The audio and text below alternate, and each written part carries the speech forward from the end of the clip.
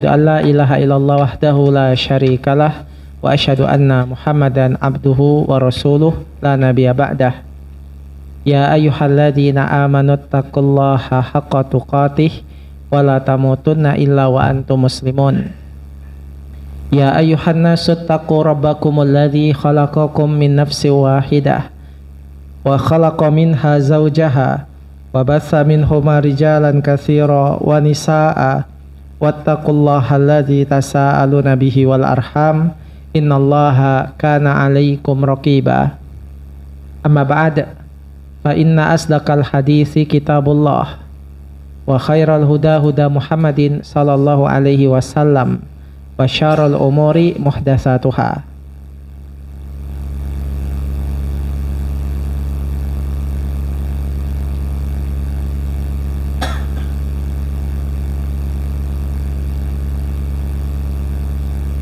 Baik, para ikhwan sekalian yang Subhanahu wa taala, kita kembali melanjutkan kajian kita di kesempatan malam hari ini, hadis yang ke-40 tentang sabda Rasulullah SAW kepada Ibnu Umar tentang perintah zuhud, ya, zuhud terhadap dunia, seolah-olah kita ini adalah seorang yang asing atau cuma seorang pengembara. Jadi demikian prinsip hidup di dunia yang diajarkan Rasulullah SAW. Kita ini ya seperti orang asing. Ya, di sini bukan tempat kita. Ya, kita cuma di sini singgah sebentar. Ya, kita adalah seperti pengembara yang mengumpulkan bekal untuk ke tempat tujuan hakiki kita, yaitu di akhirat, yaitu mencari surganya. Sekarang kita langsung masuk min fawaid hadal hadis. Apa faedah yang bisa diambil dari hadis ini? Yang pertama, at-tazhid fid dunya wa alla yattakhid hal insan daro iqamah, yaitu perintah untuk zuhud terhadap dunia. Zuhud definisinya meninggalkan hal-hal yang tidak bermanfaat untuk akhirat kita. Sesuatu yang gak ada manfaatnya untuk akhirat gak usah dikerjakan, ini namanya zuhud. Dan zuhud adalah amalan hati. Selama hati kita menjadikan tujuan hidup kita akhirat, cinta kita, tujuan kita itu akhirat, bukan dunia di hati kita, itu namanya zuhud. Jadi seorang yang zuhud tidaklah harus memakai baju yang jelek, kemudian memiskinkan dirinya, enggak demikian. Tapi zuhud itu tergantung bagaimana dia menyikapi dunia ini di hatinya. Bisa jadi orang yang miskin dia enggak zuhud, dan orang kaya dia yang zuhud. Seperti Nabi Sulaiman alaihissalam, beliau adalah kaya raya, memiliki dunia, dia juga kekuasaannya meliputi jin, manusia dan binatang, tapi dia zuhud karena dia tidak mencintai dunia, dan dia menjadikan kekayaannya itu untuk sebagai sarana untuk menyembah Allah, semakin taat. Nah, itu zuhud. Sementara ada orang miskin, dia enggak zuhud, sudah motornya butut, ya, rumahnya gubuk, ya, bajunya jelek, ya, selalu beli baju bukan 300.000, baju second, baju BJ kata orang, ya. Tetapi dia mengeluh terus, tidak bersyukur, ngeluh terus, ya. Kenapa susahnya hidupku ini? Coba kayak orang-orang itu, hidupnya enak, mengeluh. Pekerjaannya tidak jelas, mengeluh terus. Nah, itu justru tidak zuhud, walaupun kelihatannya kere. Nah, jadi zuhud itu terkait dengan bagaimana hati kita menyikapi dunia ini. Selama hati kita condong ke akhirat, dunia ini akan datang sendiri. Tapi kalau kita itu hati ini condong ke dunia, dunia itu makin menjauh.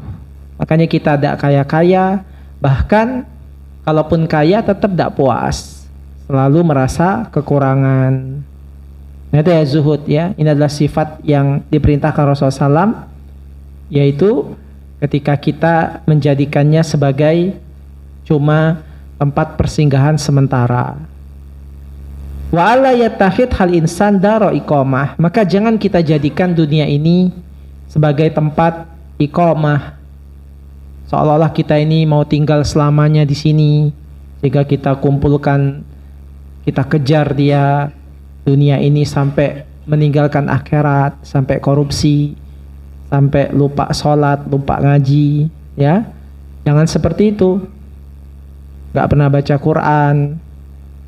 Hal ini berdasarkan sabda Rasulullah SAW, kun fid dunya ka'annaka gharib aw abirus sabil. Jadilah kalian hidup di dunia seperti orang asing dan seorang yang pengembara, yaitu orang yang sedang menempuh perjalanan. Jadi wafidarakumullah, Rasulullah SAW beliau memiliki kendaraan, ya. Jadi jangan sampai kita bilang kalau orang punya mobil berarti nggak zuhud, sehingga mungkin dinyinyirin, ya, dinyinyirin. Ada orang punya mobil dianggap wah dunia terus dia. Nggak ada, karena mobil adalah bagian kebutuhan di zaman sekarang. Dikasih alhamdulillah, tidak dikasih ada motor. Intinya bagaimana kita menyikapi saja, mensyukuri terhadap pemberian Allah, ya.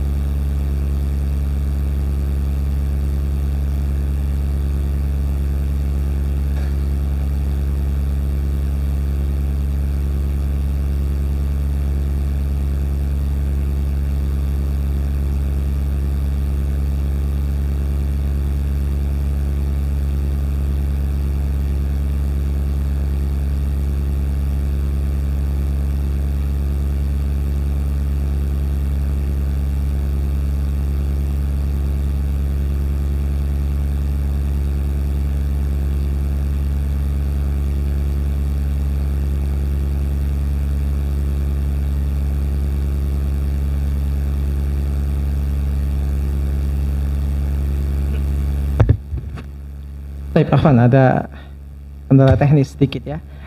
Baik, demikian para sekalian. Jadi kalau orang yang zuhud bukan berarti dia harus memakai sesuatu yang jelek-jelek. Jadi kalau misalnya Allah memberikan rezeki kepadanya yang banyak sehingga dia menjadi orang kaya, maka tidak ada yang bisa menolaknya. Makanya Rasulullah SAW pernah bersabda, ya, kata Rasulullah SAW, la ba'sal ghina liman ittaqa, kata Rasulullah SAW, tidak masalah jadi orang kaya asalkan dia itu orang yang bertakwa. Ini Rasulullah SAW memberikan kaidah, nggak masalah kaum muslimin itu menjadi orang kaya asalkan dia bertakwa, karena dengan kekayaannya dia bisa bermanfaat untuk umat, dia bisa menjadikan kekayaannya itu untuk dakwah, untuk menyebarkan Islam, untuk akhiratnya, sebagaimana Nabi Sulaiman alaihissalam, sebagaimana Utsman bin Affan, kaya raya, ya.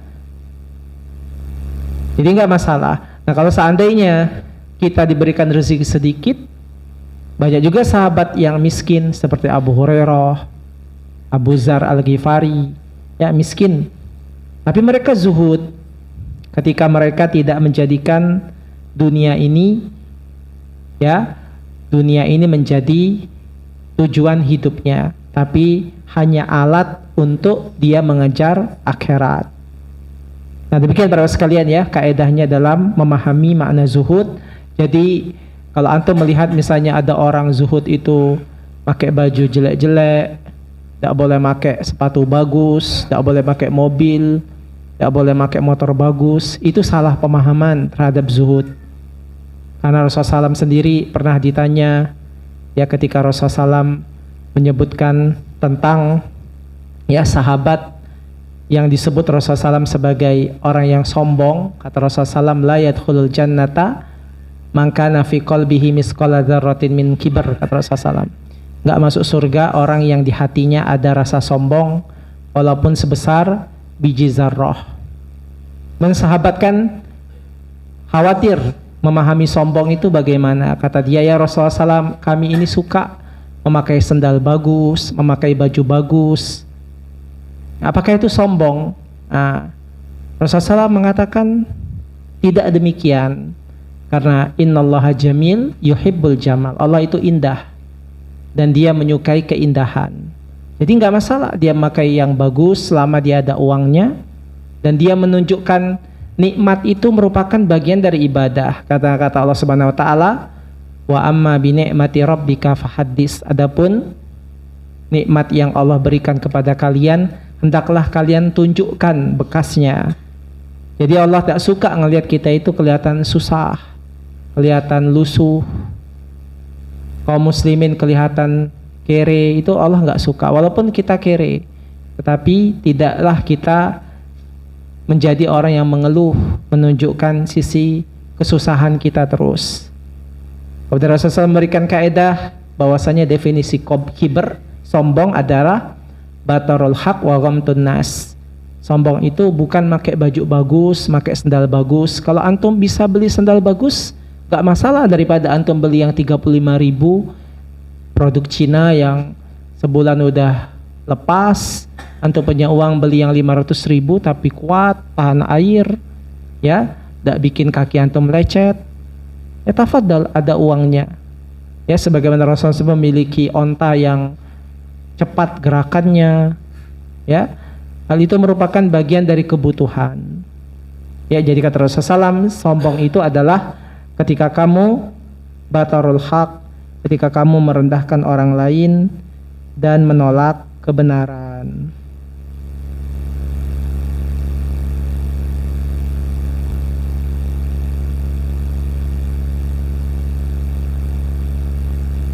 Baik, berikutnya yang kedua.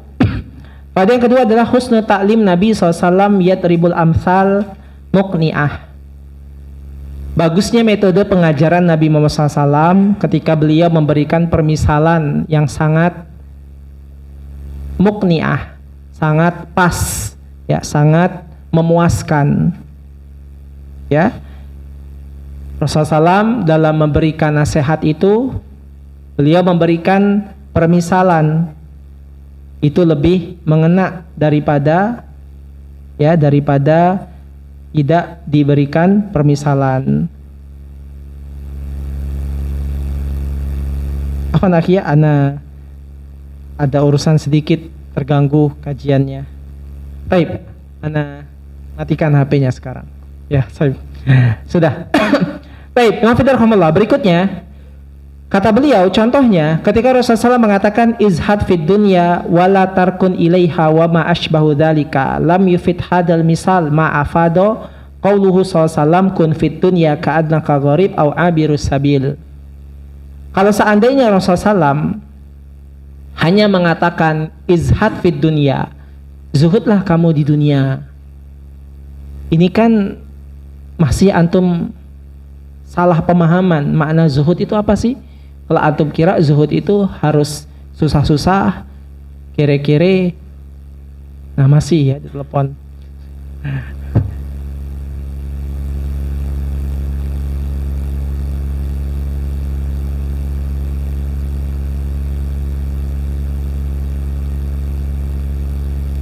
Baik. Jadi Rasulullah SAW langsung memberikan contoh definisi zuhud, sehingga kita tuh paham bagaimana sih menyikapi dunia ini, ya, sehingga kita tahu bagaimana bersikap ketika kita di dunia. Ya, Rasulullah SAW tidak mengatakan izhad fid dunia, ya, zuhud di dunia, kemudian wala tarkun ilaiha, nggak usah kamu condong kepadanya, tidak, atau yang semisalnya. Tapi beliau langsung memberikan permisalan izhad fid dunia. Kata Rasulullah SAW, kun fid dunya. Ya, Rasulullah tidak mengatakan izhad fid dunya, tapi mengatakan kun fid dunya. Jadilah kalian di dunia ini langsung ka'annaka gharib au abirus sabil, seperti orang asing atau orang yang sedang melakukan perjalanan atau pengembara. Nah, ini cukup memahami kita definisi zuhud. Ya, definisi zuhud itu seperti itu. Nah, jadi kalau kita misal lihat contoh orang yang sedang melakukan perjalanan, kan macam-macam. Ada yang naik pesawat, ada yang naik kapal, ya. Ada yang penampilannya lusuh, ada yang penampilannya tetap matching, tetap bagus, tetap rapi. Nah, itu kan sama-sama safar, tetapi sama isi hatinya. Jadi walaupun kita casingnya berbeda, ada yang bajunya begini, bajunya begitu, ada yang beri murah, ada yang naik kapal, pesawat, kita semua casingnya. Tapi tidak ada satupun di antara, ya, mereka yang abirus sabil ini sedang melakukan perjalanan ini, mereka pingin condong sama tempat yang dia tempati itu. Tidak mau dia tinggal di situ, tidak mau dia tidak cinta tempat itu, karena dia itu cuma numpang lewat, cuma orang yang sedang melakukan perjalanan. Nah, itulah sifat yang benar di dalam kehidupan. Ya, terserah antum dengan casingnya macam-macam, tapi hati antum tidak condong sama tempat yang antum tempati ini, tidak condong sehingga antum mengejarnya dan melupakan tempat yang sesungguhnya tujuan kita di akhirat. Kemudian yang ketiga,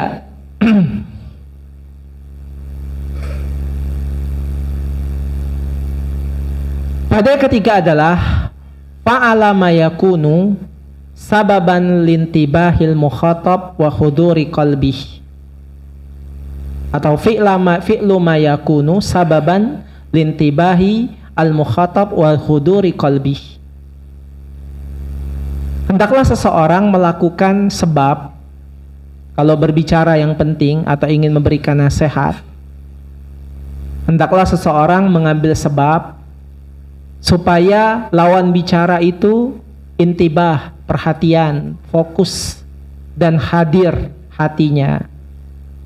Jadi kalau kita misalnya ngomong sama seorang, ngasih nasihat, ya, hendaklah kita melakukan sesuatu gerakan agar orang itu fokus, suatu gerakan sehingga dia itu merasa diperhatikan atau merasa ada sesuatu yang penting untuk disampaikan.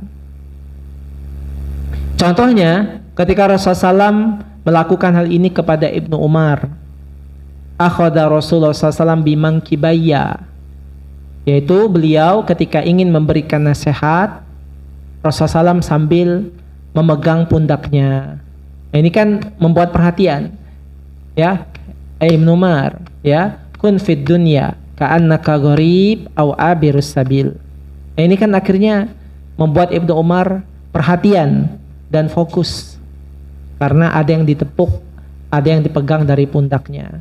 Sama kalau kita berbicara sesuatu yang penting, ya, misalnya istri ngambek, ya, ingin minta maaf. Kalau kita ngomong-ngomong saja kan kadang tidak ada hal yang menunjukkan kita serius, tapi sambil memegang tangannya, ya, minta maaf gitu kan, sehingga dia pun luluh hatinya. Nah, ini salah satu cara, ya, dengan gerakan yang membuat orang itu menjadi perhatian. Nah, ini adalah metode Rasulullah SAW dalam memberikan nasihat. Beliau sering seperti ini. Kita lihat, wa nadiru dzalika anna Nabi sallallahu alaihi wasallam lamma allama Ibnu Mas'ud radhiyallahu anhu tasyahhud amsaka kaffahu wa ja'alahu baina kaffaihi hatta yantabih. Sebagaimana ketika beliau mengajarkan Ibnu Mas'ud radhiyallahu anhu tasyahhud, beliau memegang tangannya dan beliau berada di antara tangannya, sehingga Ibnu Mas'ud pun perhatian terhadap bagaimana tata cara duduk tasyahud, bagaimana cara tasyahud dalam sholat. Ini Rasulullah SAW melakukan itu dan memberikan gerakan sifatnya menyentuh, yaitu adalah bagian metode Rasulullah SAW untuk berdakwah. Sama ya, sama semua. Kalau kita dakwah ke pemuda-pemuda misalnya antum siapa tahu ketemu anak-anak yang mejeng-mejeng misalnya. Ya kalau misalnya kita langsung berbicara kurang, tapi langsung salamin dulu, assalamualaikum gitu. Ya pegang pundaknya, wah masya Allah pegang. Maka itu lebih kena dan dia pun merasa kayak ada kehangatan dibandingkan kita langsung berbicara. Ini uslub dalam dakwah yang dipraktekkan Rasulullah SAW untuk menarik simpati dan juga untuk menarik perhatian orang kepada diri kita. Tapi yang keempat, annahu yanbaghi lil aqil madama baqiyan wasihah mutawaffira an yahris alal amal qabla an yamut fayanqati'u amaluhu. Pada yang keempat dari hadis ini adalah hendaklah seseorang yang berakal, ya, selama dia masih hidup, kemudian dia masih sehat, dia semangat untuk beramal, jangan menunda-nunda sebelum datang kematian dan terputus amalannya. Nah, ini nasihat yang keempat atau faedah yang keempat, ya, sebagaimana kata Ibnu Umar, idza asbaha fala tantazirul masa, idza amsayta fala tantazirus sabah. Khud min sihatika lima radika wa min hayatika limautika. Ini nasihat, ya, pesan dari Ibnu Umar, ya. Jadi kita harus memanfaatkan kehidupan ini sebelum datang kematian dan sebelum datang sakit. Poin kelima, al-mau'izah allati dzakaraha Ibnu Umar radhiyallahu anhuma anna man asbaha la yantadzirus masa dzakarna laha wajhaini fil ma'na wa kadzalika man amsa la yantadzirus sabah. Kata beliau, nasihat yang disebutkan oleh Ibnu Umar radhiyallahu anhuma ini bahwasanya barang siapa, ya, kalau misalnya sudah di pagi hari, jangan dia menunggu sore hari. Ya, maka kata beliau, kami menyebutkan ada dua sisi makna, ya, yaitu begitu juga, ya, bahwasanya ketika masuk sore hari jangan menunggu pagi hari. Wal mau'izah tsaniyah, dan nasihat yang kedua dari beliau, an ya'khudal insan min sihhati lima radih, yaitu seseorang hendaklah memanfaatkan waktu sehatnya sebelum datang sakitnya. Li'anal insan idza kana fi sihhah, karena seseorang itu kalau dia sedang sehat, tashulu alaihi ta'ah wajtinabul muharramat. Orang itu ketika sedang sehat, ya, dia lebih mudah baginya untuk mengerjakan ketaatan dan menjauhi yang diharamkan. Bi khilafi ma idza kana maridon, beda kalau kita sedang sakit, ya, kita merasa lebih sulit dalam melakukan ketaatan. Dan ini sebagaimana sudah kita jelaskan pada pertemuan yang lalu, mumpung masih sehat, jangan menunda-nunda ketika sudah tua, ya, dengan taswif nanti, karena itu adalah tipu daya syaitan yang dia menginginkan kita itu senantiasa menunda-nunda terus sampai datang sakit dan masa tua kita menyesal. Nah, jadi dalam sifat seorang mukmin, kalau misalnya sudah ada keinginan hidayah dari Allah untuk melakukan kebaikan, langsung dikerjakan, jangan ditunda. Kalau sudah ada gerak, ada bisikan ngelakuin ini, langsung, jangan ditunda-tunda. Kalau ditunda, ya maka biasanya nggak jadi. Nah, jadi manfaatkan waktu sehat sebelum kita sakit. Kalau sudah sakit, maka tidak bisa lagi melakukan amal soleh. Sulit, ya. Jangan tertipu dengan ucapan orang-orang atau melihat kenyataan, nantilah nunggu ku tua, ya, baru ku mau beramal. Ya, ini semua tidak bermanfaat. Ya, justru kalau mau beramal justru waktu muda. Ya, mudahlah kita harus memanfaatkan dengan sebaik-baiknya, sehingga tua itu adalah hasil apa yang kita berbuat sewaktu muda. Nah, kalau kita misalnya masih muda, hidup mengikuti hawa nafsu, biasanya tuanya juga ya lebih buruk, ya lebih buruk, bahkan ya tidak bisa melakukan ketaatan. Kita lihat orang semakin tua semakin tertutup hatinya. Jangan kita lihat orang-orang yang tua-tua baru ke masjid, itu yang rajin tua-tua ke masjid itu biasanya sewaktu muda mereka juga rajin. Kita lihat banyak orang-orang yang tua justru kebalikannya, semakin tua semakin tidak baik amal perbuatannya. Begitu kata beliau, an ya'khudal insan min hayatihi li mautih. Seseorang juga memanfaatkan masa hidupnya sebelum kematiannya. Ya, jadi ini juga nasihat dari Ibnu Umar, karena penyesalan itu senantiasa datangnya terlambat, dan Allah sudah bersumpah dalam surah Al-Qiyamah bahwasanya manusia itu semua akan menyesal. Kata Allah Subhanahu wa taala, la uqsimu biyaumil qiyamah wa la uqsimu bin nafsil lawamah. Aku bersumpah demi jiwa-jiwa yang lawamah, menyesali diri sendiri. Jadi semua kita akan menyesal. Dijelaskan para ulama, yang paling besar penyesalannya adalah para pelaku maksiat dan orang kafir. Penyesalannya itu sampai menyesakkan dada mereka. Dan juga orang yang beriman juga menyesal, sama. Ternyata semua kita menyesal. Bagi penghuni surga juga menyesal. Dia mengatakan, kenapa saya dulu tidak maksimal sehingga aku bisa ya lebih baik dapatnya dari ini. Ya, menyesal. Ya, tetap menyesal, tetapi penyesalannya tidak sebagaimana penyesalannya orang kafir. Nah, demikian para sekalian, jadi ya hendaklah kita mengambil waktu hidup kita dengan sebaik-baiknya sebelum datang kematian. Kefaedah yang keenam, fadilatu Abdullah bin Umar radhiyallahu anhu haitsu ta'athara bihadil mau'izah min Rasulillah sallallahu alaihi wasallam.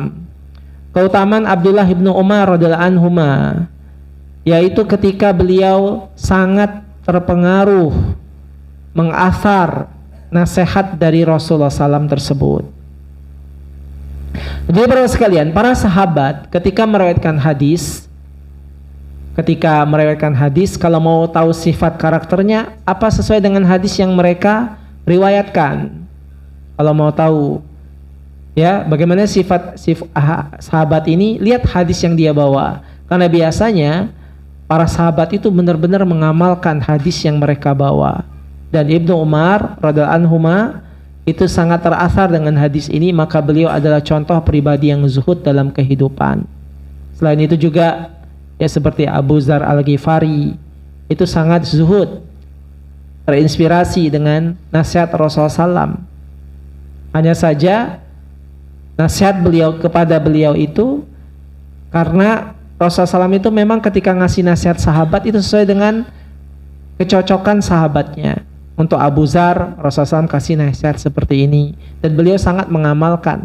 Sebagaimana ada sebuah hadis yang panjang tentang wasiat Rasulullah SAW kepada Abu Dzar. Nah, ini para sekalian subhanahu wa ta'ala ya, hadis yang ke-40 ini mudah-mudahan bisa dipahami dan bisa dipraktekkan. Dan juga tentunya kita berharap ya menjadi orang yang zuhud ya. Kalau kita nggak zuhud, kita tersiksa dengan dunia ini, dunia yang senantiasa kita kepikiran, apalagi di zaman sekarang ya serba naik harga-harga. Kalau kita misalnya nggak zuhud, kita akan semakin tergoncang dengan fitnah akhir zaman ya. Jadi zuhud, dan kita harus memahami hakikat di dunia ini memang cuma sementara ya, supaya kita legowo dan lapang terhadap apapun ujian yang menimpa kaum muslimin, baik dari sisi sulitnya ekonomi dan lain sebagainya, sembari tetap berusaha dan bertawakal kepada Allah Azza wa Jalla. Baik, kepada sekalian, hadis yang ke-40. Sekarang kita masuk hadis yang ke-41. Dari Abi Muhammad Abdullah bin Amr bin As radhiyallahu anhuma, qala Rasulullah SAW, la yu'minu ahadukum hatta yakuna hawahu taba'an lima ji'tu bih. Hadis hasan sahih, ruwinahu fi kitabil hujjah bi isnadin sahih. Dari Abi Muhammad bin Amr bin As, Abi Muhammad Abdullah bin Amr bin As radhiyallahu anhuma, Rasulullah SAW pernah bersabda, tidak sempurna iman seseorang, tidak sempurna iman salah seorang dari kalian sampai hawa nafsu kalian mengikuti lima ji'tu bih, mengikuti apa yang aku bawa. Kata Rasulullah SAW, iman kalian tidak sempurna sampai hawa nafsu kalian mengikuti apa yang aku bawa, yaitu sampai hawa nafsu kita mengikuti syariat. Hadis ini sahih diriwayatkan dalam Kitabul Hujjah dengan isnad yang sahih. Baik, para sekalian, hadis ini sangat penting bagi kita, bahwasanya seseorang yang imannya sempurna, dia berusaha tunduk kepada syariat, berusaha untuk mengikuti dan tidak menyelisihi apa yang dibawa oleh Rasul. Sedangkan orang-orang yang mereka imannya lemah, mereka senantiasa mengikuti hawa dan tidak ingin mengikuti syariat. Kita langsung baca syarah dari Syekh. Beliau mengatakan, Abdullah bin Amr bin As radhiyallahu anhuma minal mukatsirina riwayat al-hadis. Abdullah bin Amr bin As adalah salah seorang sahabat, merupakan di antara sahabat yang paling banyak meriwayatkan hadis. Bi annahu kana yaktub, karena beliau kalau meriwayatkan hadis itu dengan cara ditulis. Abdullah bin Amr bin As ini. Wa kana Abu Hurairah radhiyallahu anhuma, dahulu Abu Hurairah radhiyallahu anhuma sampai iri, ghibtah kepada Abdullah ibnu Amr bin As. Irinya dalam kebaikan, bukan iri masalah dunia. Mereka dulu biasa iri kalau ngelihat ada sahabat yang semangat dalam ibadahnya, semangat nuntut ilmunya, iri. Nah, ini iri yang dibolehkan. Mereka tidak pernah iri masalah dunia. Sahabat itu iri ketika ada yang lain lebih banyak pahalanya dibandingkan dirinya. Kita lihat bagaimana hadis yang dulu, bagaimana kata Rasulullah SAW diriwayatkan tentang dhahaban nas biddusur, orang-orang pergi bawa pahala yang banyak, wa yasumuna, kemudian mereka bilang sama Rasulullah SAW, ya Rasulullah, mereka bawa pahala yang banyak, yasumuna kama nasum, mereka puasa kami puasa, yusalluna kama nusalli, mereka salat kami salat. Tapi mereka yatasaddaquna bifuduli amwalihim, tapi mereka sedekah dengan harta mereka, kami nggak bisa sedekah. Sedih sahabat. Jadi mereka tidak pernah iri dengan kedudukan, pangkat, popularitas, orang mau apa terserah. Orang dipuji tidak ada irinya. Tetapi yang mereka iri ketika ada sahabat yang lain borong pahala yang banyak, sementara mereka nggak sanggup karena mereka miskin, nggak bisa sedekah. Sedangkan orang-orang kaya bisa sedekah. Maka Rasulullah memberikan wasiat kan dalam hadis itu untuk supaya banyak tasbih, tahmid, tahlil, supaya banyak berzikir, bertasbih, bertahmid, wa tahlil. Ini bisa menyaingi pahala sedekah untuk orang-orang miskin. Karena kalian nggak punya harta untuk sedekah. Kemudian ternyata hadis ini bocor lagi ke sahabat yang kaya. Kisahnya. Akhirnya kata sahabat, oh ternyata bisa dengan zikir itu seperti pahala sedekah. Yang kaya juga kembali berzikir seperti itu. Akhirnya yang kaya makin banyak lagi pahalanya. Kemudian datang lagi ke Rasulullah, ternyata hadis ini bocor kepada mereka. mereka juga seperti itu, puasa, mereka tambah lagi dengan zikir sebagaimana yang kamu ajarkan. Maka Rasulullah SAW memberikan nasihat kepada sahabat dengan ucapan yang tidak bisa lagi mereka mencegahnya, tidak bisa lagi untuk membantahnya. Kata Rasulullah SAW, dzalika fadlullahi yu'tihi man yasha.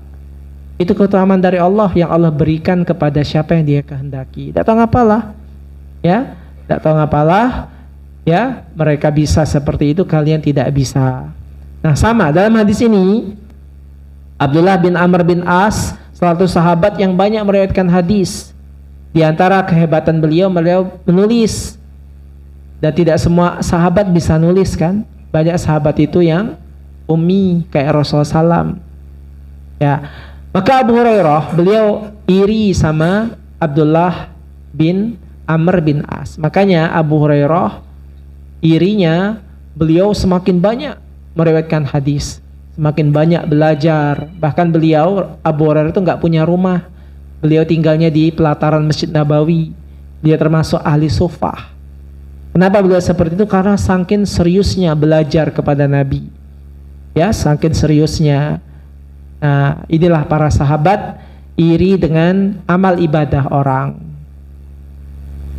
Maka kata Abu Hurairah, beliau mengatakan, la a'lamu ahadan aktsaru hadisan minni an Rasulullah SAW illa Abdullah bin Amr radhiyallahu anhuma. Fa innahu kana yaktub wala aktub.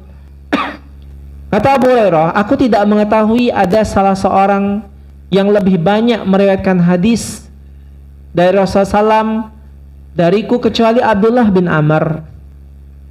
Ya, kami tidak tahu ada sahabat yang paling banyak meriwayatkan hadis daripada Abdullah bin Amr, kata Abu Hurairah.